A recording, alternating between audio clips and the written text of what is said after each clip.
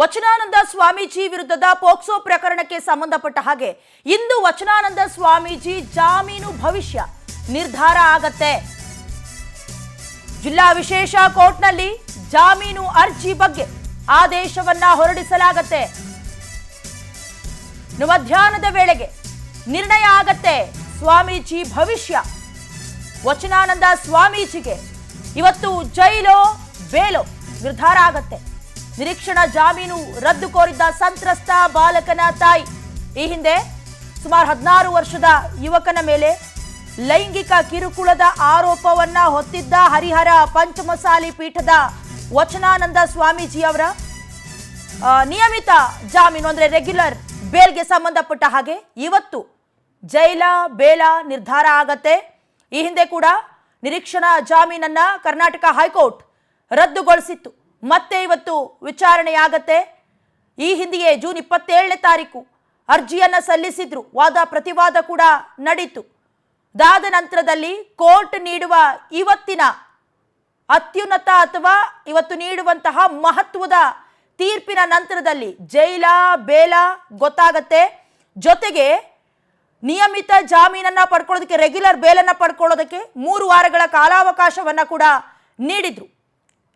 ಇನ್ನು ಇದೇ ವಿಚಾರಕ್ಕೆ ಸಂಬಂಧಪಟ್ಟ ಹಾಗೆ ಹೆಚ್ಚಿನ ಡೀಟೇಲ್ಸ್ ಅನ್ನ ಕೊಡ್ತಾರೆ ದೂರವಾಣಿ ಸಂಪರ್ಕದ ಮೂಲಕ ನಮ್ಮ ಪ್ರತಿನಿಧಿ ಮಧು ನಾಗರಾಜ್. ಮಧು, ಇವತ್ತು ನಿರ್ಣಯವಾಗುವ ಜೈಲ ಬೇಲ ಇದು ಸ್ವಾಮೀಜಿಯವರ ಭವಿಷ್ಯವನ್ನ ನಿರ್ಧಾರ ಮಾಡುತ್ತೆ. ಸದ್ಯ ಯಾವ ರೀತಿಯಾದಂತಹ ವಾದ ಪ್ರತಿವಾದ ನಡೆಯಬಹುದು, ಬೇಲ್ ಸಿಗುವ ಸಾಧ್ಯತೆ ಎಷ್ಟಿದೆ ಮಧು?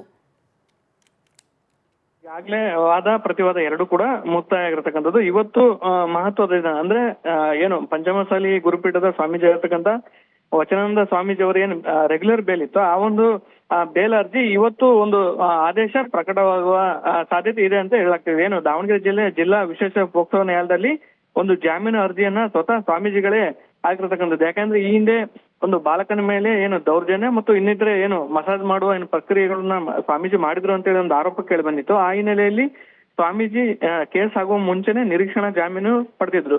ಹೀಗಾಗಿ ಏನು ನಿರೀಕ್ಷಣಾ ಜಾಮೀನು ರದ್ದು ಮಾಡಿ ರೆಗ್ಯುಲರ್ ಬೇಲ್ ಅನ್ನ ಪಡೀರಿ ಅಂತ ಹೇಳಿ ಹೈಕೋರ್ಟ್ ಒಂದು ಏನು ಸೂಚನೆಯನ್ನ ನೀಡಿತ್ತು. ಈ ಹಿನ್ನೆಲೆಯಲ್ಲಿ ಸ್ವಾಮೀಜಿ ಅವರು ಏನು 27ನೇ ತಾರೀಕು ಒಂದು ವಿಶೇಷ ಪೋಕ್ಸೋ ನ್ಯಾಯಾಲಯದಲ್ಲಿ ಅಂದ್ರೆ ದಾವಣಗೆರೆಯಲ್ಲಿ ರೆಗ್ಯುಲರ್ ಬೇಲ್ಗೆ ಅರ್ಜಿ ಸಲ್ಲಿಕೆ ಮಾಡಿರ್ತಕ್ಕಂಥದ್ದು. ಈ ಹಿನ್ನೆಲೆಯಲ್ಲಿ ಏನು ವಾದ ಮತ್ತು ಪ್ರತಿವಾದ ಈಗಾಗಲೇ ಮುಗಿದಿರತಕ್ಕಂಥದ್ದು. ಪ್ರಮುಖವಾಗಿ ಹೈಕೋರ್ಟ್ ನಲ್ಲಿ ಈ ವಿಚಾರಣೆ ನಡೀತು. ಅಂದ್ರೆ ನ್ಯಾಯಮೂರ್ತಿ ನಾಗಪ್ರಸನ್ನ ಅವರು ಒಂದು ಹೈಕೋರ್ಟ್ ನಲ್ಲಿ ಏನು ನಿರೀಕ್ಷಣಾ ಜಾಮೀನನ್ನ 3 ಅಥವಾ 4 ವಾರದೊಳಗೆ ರೆಗ್ಯುಲರ್ ಬೇಲ್ ಅನ್ನು ಪಡಿಬೇಕಂದ್ರೆ ನಿರೀಕ್ಷಣಾ ಜಾಮೀನು ಏನು ಪಡ್ಲಾಗಿತ್ತು ಅದನ್ನ ರದ್ದು ಮಾಡಿ ರೆಗ್ಯುಲರ್ ಬೇಲನ್ನೇ ಪಡಿರಿ ಅಂತ ಹೇಳಿ ಸ್ವಾಮೀಜಿ ಅವರಿಗೆ ಮತ್ತು ಹೈಕೋರ್ಟ್ಗೆ ಸೂಚನೆ ನೀಡಿತ್ತು. ಈ ಹಿನ್ನೆಲೆಯಲ್ಲಿ ಈಗಾಗಲೇ ವಾದ ಪ್ರತಿವಾದ ಮುಗಿದು ಇವತ್ತು ಒಂದು ಏನು ಬೇಲ್ ಅರ್ಜಿ ಏನು ಆದೇಶ ಪ್ರಕಟ ಆಗುವ ಸಾಧ್ಯತೆ ಇದೆ. ಅಂದ್ರೆ ಸ್ವಾಮೀಜಿಗೆ ಬೇಲ್ ಆಗಿದ್ದಾದಲ್ಲಿ ಸ್ವಾಮೀಜಿ ನಿರಳಾಗಿರ್ತಾರೆ. ಆದ್ರೆ ಬೇಲ್ ಕ್ಯಾನ್ಸಲ್ ಆಗಿದ್ದಾದಲ್ಲಿ ಸ್ವಾಮೀಜಿಗೆ ಒಂದು ಸಂಕಟ ಎದುರಾಗಿರ್ತಕ್ಕಂಥದ್ದು. ಆದ್ರೆ ಬೇಲ್ ಅರ್ಜಿ ಕೂಡ ಏನು ಕ್ಯಾನ್ಸಲ್ ಆದ್ರೂ ಕೂಡ ಸ್ವಾಮೀಜಿ ಅವರಿಗೆ 4 ವಾರಗಳ ಏನು ಗಡುವು ನೀಡಿತ್ತು. ಹಾಗಾಗಿ 1 ವಾರ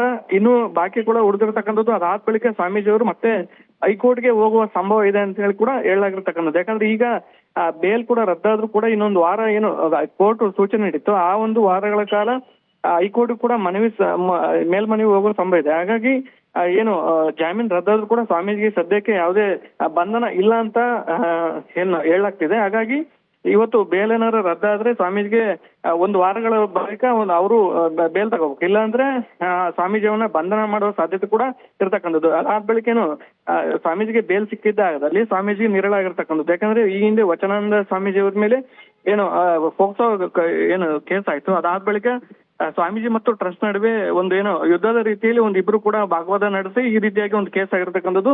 ಇವತ್ತು ಮಧ್ಯಾಹ್ನ 3 ಗಂಟೆ ಬಳಿಕ ಈ ಒಂದು ಬೇಲ್ ಭವಿಷ್ಯ ನಿರ್ಧಾರವಾಗಿರ್ತಕ್ಕಂಥದ್ದು. ಏನೋ ಈಗಾಗಲೇ ಏನು ಸ್ವಾಮೀಜಿ ಪರವಾಗಿ ಏನು ವಕೀಲರು ಅಂದ್ರೆ ಪಿ ಅವರು ಈಗಾಗಲೇ ಸ್ವಾಮೀಜಿ ಪರವಾಗಿ ಎಸ್ ಪಾಟೀಲ್ ಅವರು ಈಗಾಗಲೇ ವಾದ ಮಂಡನೆ ಮಾಡಿದ್ದಾರೆ. ಹೀಗಾಗಿ ನಮ್ಗೆ ಬೇಲ್ ಸಿಗುತ್ತೆ ಅಂತ ಹೇಳಿ ಅವರು ಕೂಡ ನಿರೀಕ್ಷೆ ಇಟ್ಕೊಂಡಿರ್ತಕ್ಕಂಥದ್ದು. ಒಟ್ಟಾರೆಗೆ ಇವತ್ತು ಮಧ್ಯಾಹ್ನ 3 ಗಂಟೆ ಬಳಿಕ ಸ್ವಾಮೀಜಿಯ ಭವಿಷ್ಯ ನಿರ್ಧಾರ ಆಗಿರ್ತಕ್ಕಂಥದ್ದು.